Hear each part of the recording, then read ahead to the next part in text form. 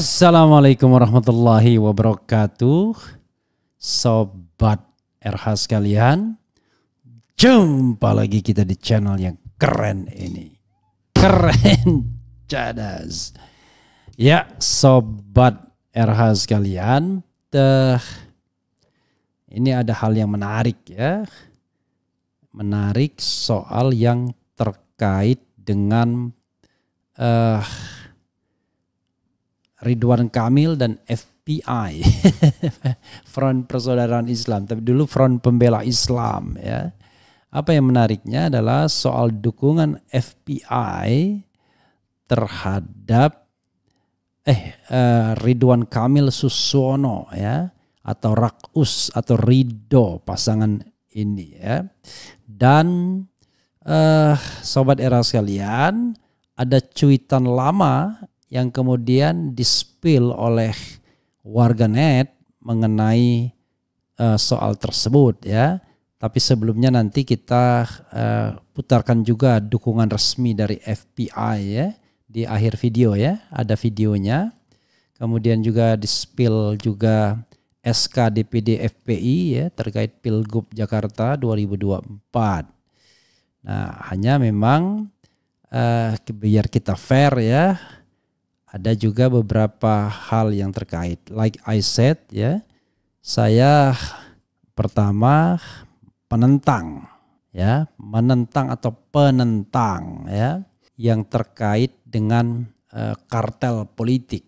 Dan menurut saya sudah terjadi unfair competition ketika Kimplas memborong semua partai politik dengan maksud dijadikan calon tunggal, ataupun kalau ada pun lawannya yaitu calon independen yang enggak kuat-kuat amat ya. Oke, coba kita bacakan ini ya.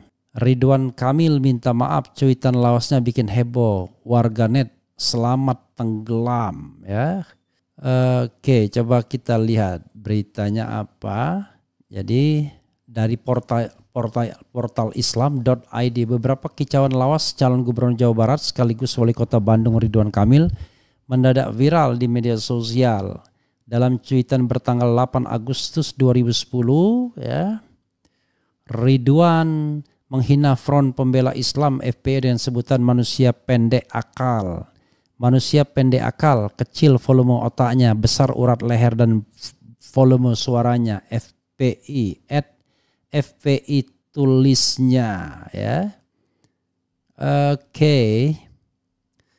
Meski saat ini sudah dihapus, namun beberapa cuitan yang kembali viral tersebut mengundang kecaman dari warganet ya. Duh, kasihan Pak Ridwan Kamil, dosa-dosa karena akrab sama Nasdem dan PSI, dan terutama Jokowi dan LGBT, aibnya dibuka di dunia. Selamat tenggelam Kang Rindu. Oh, Rindu ini Ridwan Kamil ya, sama apa gitu ya. April 26 2018 mendukung LGBT, pencinta film porno, dan sekarang mau Oh, ini konteksnya beda lagi ya. Tak ingin berlama-lama membuat kontroversi, Kang Emil, panggilan akrab Ridwan Kamil, langsung memberi klarifikasi soal cuitannya tersebut. Tweet-tweet masa lalu saya memang banyak yang emosional sehingga tidak kontekstual dijadikan referensi hari ini. Manusia juga mengalami transformasi dan perubahan menjadi lebih positif. Saya menjadi manusia lebih baik sekarang. Wah, luar biasa ya. Mohon maaf lahir batin, tulisnya Kamis 26 April 2018. Jadi sebenarnya klarifikasinya juga sudah lama ya. Karena 2018 sudah. Tweet-tweet masa lalu saya memang banyak. Oh, jadi sudah lama juga. Tetapi ya tadi jejak seperti itu ya sudah diklarifikasi. Ini menurut saya juga pembelajaran ya. Kenapa? Ketika dia bilang manusia pendek akal itu tweet tahun berapa ya? Oh, 8 Agustus 2010. Kemudian dia klarifikasi 8 tahun kemudian. Sebenarnya ya fair juga ya, dia bukan baru klarifikasi sekarang. Karena bergantung pada dinamika politik. Dia jadi gubernur mulai masuk kancah politik sebagai kapan ya? Kita buka Ridwan Kamil ya. Ridwan Kamil karir politiknya yaitu ya Gubernur Jawa Barat, Wali Kota Bandung. Jadi dia menjadi Wali Kota Bandung 2013-2018. Kemudian 2018-2023 menjadi Gubernur Jawa Barat. Jadi dia tidak menyangka kalau dia jadi aktivis politik ya. Jadi dia Wali Kota Bandung 1 periode ya. Kemudian Gubernur Jawa Barat periode berikutnya. Nah, ketika dia mencuit itu, dia belum masuk kontestasi politik ya 2010. Ya ada juga fairnya ya. Harus hati-hati ya. Karena tapi begini, kalau saya Sobat Era sekalian malah melihat sikap dasar dia ya. Melihat sikap dasar dia di 2010, karena 2010 itulah sikap yang genuine. Karena kalau di 2018 itu dia tidak genuine lagi karena sudah selesai jadi wali kota Bandung dan kemudian mau jadi gubernur Jawa Barat atau masih menjadi wali kota Bandung. Yang jelas pada waktu itu 2018 peralihan dari wali kota Bandung ke gubernur Jawa Barat. Jadi tidak genuine lagi. Yang genuine itu biasanya pendapat sebelum Anda belongs to a certain political party atau Anda become a candidate of local atau presidential atau legislative elections. Nah, biasanya disitulah Anda sudah mulai bermanuver. Jadi kalau kita balik ini, sikap asli dari Ridwan Kamil itu yang di 2010 sebelum dia masuk kancah politik. Sikap yang fake sebagai politician itu adalah 2018 dan seterusnya. Apakah ada politisi yang bersikap genuine? Saya meragukannya. Rata-rata sikap itu didorong oleh kepentingan. Ya, for everybody, ya. Not only Ridwan Kamil tapi semua hal ya. Siapapun ya, menurut saya Anies Baswedan dan lain sebagainya, apalagi kubu yang lainnya, kalau sudah dihadapkan pada kepentingan, it could be a bias ya person. Jadi bisa saja jadi bias gitu. Tetapi whatever it is, pasangan Rakus sudah didukung oleh Front Persaudaraan Islam DKI. Sementara pasangan Pramono Rano atau Prano didukung oleh Anies Baswedan, ya, konfirmasi melalui juru bicaranya Saharin Hamid dan Luhut Binsar Panjaitan melalui tim Bravo 5-nya. Bravo 5 itu adalah tim relawan yang dibentuk oleh Luhut Binsar Panjaitan. Luhut pembina dari Bravo 5. Dulu Bravo 5 itu ada Jenderal Fahrul Razi dulu. Tetapi sekarang not anymore ya. Jenderal Fahrul Razi now stand with us right now. Stand us ya. Why? Ya. Stand with us because karena dia sering ikut kegiatan-kegiatan di civil society sekarang ini. Begitu ya sahabat era sekalian, pagi-pagi coba kita lihat post kita yang kemarin kita sudah sampaikan ke sobat RH sekalian yang terkait dengan dukungan-dukungan Pilkada DKI ini. Saya tidak tahu ya, saya lagi mempertimbangkan untuk memberikan kejutan di akhir gitu ya. Siapa tahu ternyata penting itu.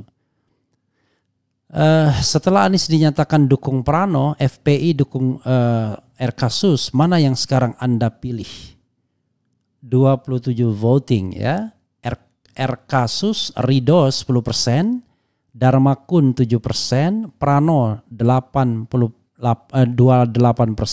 tidak semuanya, coblos semuanya, golput 56%. Begitu sobat era sekalian ya. Luar biasa pokoknya. Saya bila perlu saya kasih kesempatan mereka tiga-tiganya juga boleh ya. Untuk datang ke sini ya. Tapi ya tadi saya memiliki yang namanya moral obligations untuk tidak mengakomodir orang yang membuat politik itu tidak fair ya, unfair competition itu persoalannya. Jadi agak berat juga kalau harus mengundang orang-orang yang menciptakan unfair competition dalam politik secara terang-terangan. Walaupun barangkali dia bukan the orchestrator ya, dia hanyalah sekedar alat ya, a tools but not a director gitu ya. Coba kita bacakan komentar Sobat Era sekalian. Oh ya, berapa tadi yang voting? 27.000 votes ya. Soal dukung mendukung tadi. Oke. Jadi untuk sementara yang unggul tetap Gercos, tetapi Prano mendapatkan yang signifikan juga sekitar 27 atau 28% ya. Begitu Sobat Era sekalian. Boleh ditampilkan lagi ya soal dukungan itu. Jadi karena itu saya seobjektif mungkin saja ya. Pagi Bang, sehat selalu. Pagi Bung Era yang keren. Salam akal sehat. Ngopi dulu Pak Era. Oh iya belum ngopi ya. Kemudian Refli Harun tetap is the best. Pupu Fapa saja tidak dimaafkan. Masa RK dimaafkan? Waalaikumsalam. Solo hadiroh. Cadas keren. Semoga dimudahkan Allah. Amin ya rabbal alamin ya. Hari ini ada acara kawinan keponakan ya. Saya harus jadi jubirnya ya. Kemudian assalamualaikum dari kawasan IKN hadir. Ari ayah kahayang karek menta ampunan. Opo jenengin enggak paham saya. Butuh dukungan warga sih. Itu apa artinya tadi? Ari ayah kahayang karek menta ampunan. Itu apa artinya? Oke, kalau butuh baru minta maaf ya. Butuh dukungan warga sih ya. Kemudian Pupu Papa hina presiden dan RK hina pembela agama Islam. RK minta maaf tanda tanya. Bang RH Said Didu dibahas dong biar jelas. Nanti kita bahas ya. Yang jelas ya tetap sama tuduhannya. Melakukan provokasi kemudian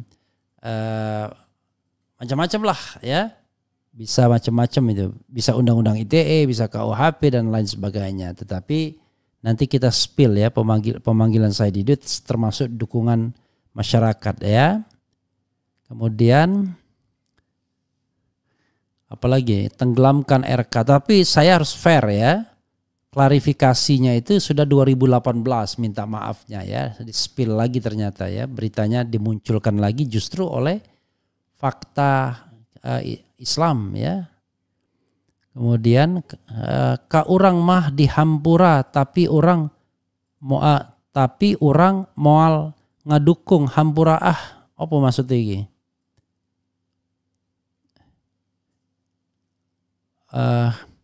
Komen jauh, Prabowo masih disetir Jokowi, gimana mau mensejahterakan negeri ini? Mending Mas Pram dibanding Bobotoh. Allahumma sholli ala Muhammad wa ala ali Muhammad. Ya Allah, berilah rahmat dan ridho-Mu pada Bang Refli Harun. Mudahkanlah segala urusannya, baik urusan duniawi maupun akhirat. Limpahkanlah rezeki, amin ya rabbal alamin. Nah, ini penting. Biasa kalau lagi di atas omongannya begitu. Pas lagi butuh pengen dipilih, ngoreksi omongan. Jangan dipilih oh ayana sudah lebih baiknya. Oke, ilo Nanti terjemahkan ya. Nasi sudah jadi bubur. Kemunafikan yang hakiki. Ridwan Kamil dan Suswono pasti menang. Tinggal dibuktikan di pilkada. Jadi Sobat Era sekalian, memang sebelumnya orang berpikir bahwa yang namanya Ridwan Kamil Suswono pasti menang. Gak mungkin kalah. Ya, pasti menang. Kenapa pasti menang? Ya karena Kimplas. Berkaca pada kemenangan Prabowo di Pilpres 2024. Tapi di tengah jalan kapal ini sepertinya banyak ditinggalkan penumpang-penumpang utamanya. Ketua-ketua umum partai politik tidak tertarik untuk mengkampanyekan secara terus-menerus. Mereka lebih tertarik memperjuangkan kepentingan partai mereka masing-masing di pilkada. Apalagi ya, ketua-ketua umum partai tersebut sudah menjadi para menteri di kabinetnya ini ya. Begitu Sobat Era sekalian ya. Karena itu survei-survei terakhir kelihatannya terjadi persaingan ketat antara Ridwan Kamil dan Parno atau Prano ini. Dan bisa jadi akan terjadi 2 putaran ya. Kalau tidak salah masih 2 putaran ya kalau di DKI. Nanti kita lihat lagi governance-nya ya. Sepertinya tetap 2 putaran. Jadi kalau misalnya 2 putaran ya nanti kita lihat head to head bagaimana antara Ridwan Kamil dan Prano ini. Begitu sobat RH sekalian ya. Mudah-mudahan ini memberikan pembelajaran bagi kita bahwa kalau Anda berniat untuk terjun di dunia politik, kira-kira apa yang sudah Anda cuitkan di masa lalu ya. Kalau saya paham lah yang saya cuitkan, insya Allah bisa dipertanggungjawabkan dari sisi ilmu pengetahuan. Mudah-mudahan ya. Saya pernah menulis harapan itu bernama Jokowi. Saya tidak akan mencabutnya karena isinya tidak pujian. Isinya adalah harapan sekaligus kritik ya. Gitu. Lalu kabinet, saya bilang kabinet nano-nano dan lain sebagainya. Jadi it is so easy for me to explain ya, karena saya tidak pernah ngatain insya Allah ya. Yang saya lakukan adalah memberi dukungan sekaligus menganalisisnya ya. Setiap kata-kata insya Allah ada backgroundnya, not only untuk menjatuhkan saja, tetapi ada background, ada cara berpikirnya. Pernah saya menulis ya bahwa Ahok adalah ujian bagi konstitusi kita. Memang benar. Karena konstitusi kita berlaku prinsip equality before the law. Jadi bukan Ahoknya tetapi kesetaraan, kesamaan di depan hukum dan pemerintahan. Nah ternyata Ahok mengalami 2 hal tersebut. Ya, menjadi gubernur atau wakil gubernur walaupun dia minoritas dari sisi etnis, minoritas dari asal daerah, ya, minoritas dari sisi agama. 3 ini tetapi dia becomes a number 1 in Jakarta. Tapi ketika dia melakukan pelecehan, dianggap melakukan pelecehan, berlaku juga equality before the law. Walaupun saya termasuk orang yang paling tidak suka melakukan pendekatan pidana untuk kasus apapun.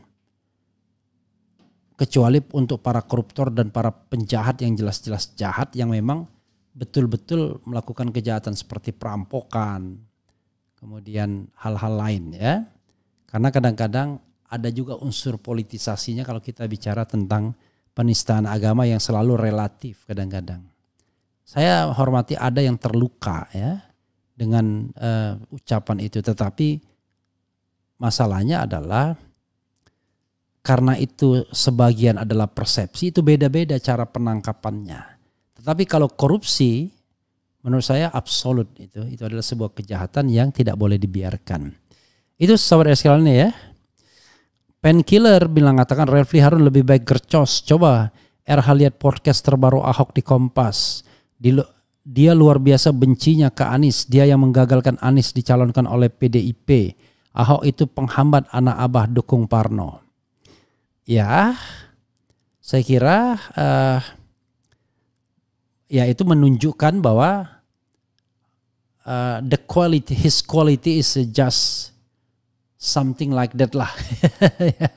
Jadi artinya dia tidak bisa become national leader kalau masih menyimpan dendam. Ya, dia harus belajar dengan Prabowo. Yang Prabowo tidak dendam, tapi dia menyimpan dendam.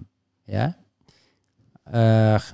Sehingga dendam itu barangkali dia ledakan dengan hal-hal yang jelas seperti misalnya tidak ada tawaran kepada Anies untuk bergabung misalnya. Itu menurut saya itu juga bagaimana dia dendam sama Anies sesungguhnya. Kalau dia mau buat setup persatuan nasional, maka paling tidak dia harus rekrut Anies. Kalau dia rekrut Anies dan dia coba tawari Ganjar, tapi kalau Ganjar kan tidak representatif, cukup dengan PDIP. Karena merekrut Nasdem dan merekrut PKB itu tidak berarti merekrut Anies dan anak-anak abah lainnya ya. Oke sahabat sekalian, itu saja. Wassalamualaikum warahmatullahi wabarakatuh. Keren cadas.